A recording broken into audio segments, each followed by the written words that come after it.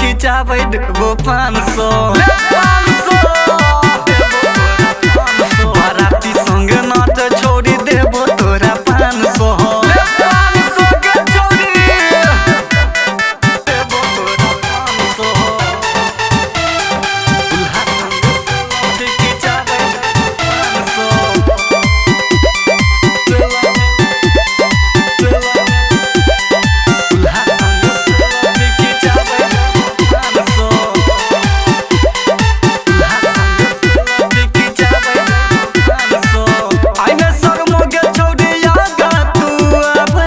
छोरा बरतिया संग में कम रही लाबे दछियो मौका ओकर फायदा उठाबे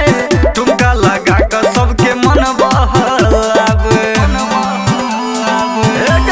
सुना आइने शर्म हो गया छौड़ी आगा तू आबे छोरा बरतिया संग में कम रही लाबे दछियो मौका ओकर फायदा उठाबे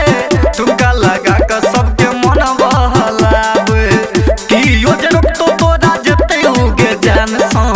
की योजना तो तोरा जते उगे जान सो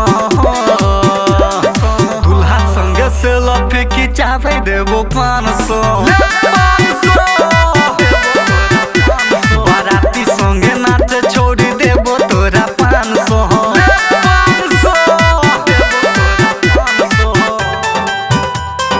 दुल्हा संग से लफे खिंचाबै देबो 500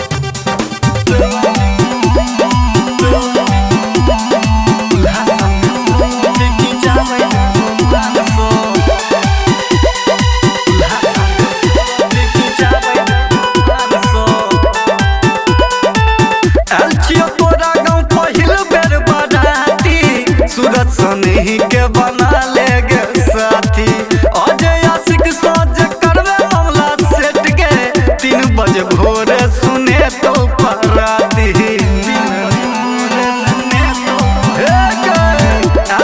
तोरा गाँव पहिल बेर बराती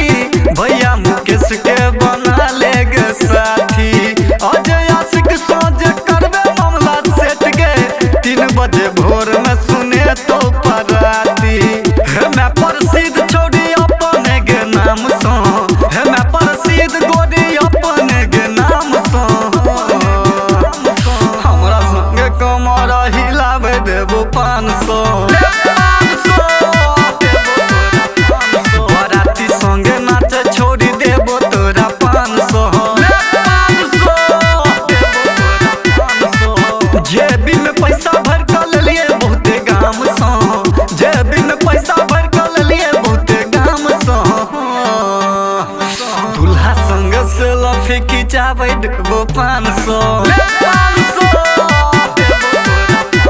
बाराती संग नाच छोड़ी देबो तोरा 500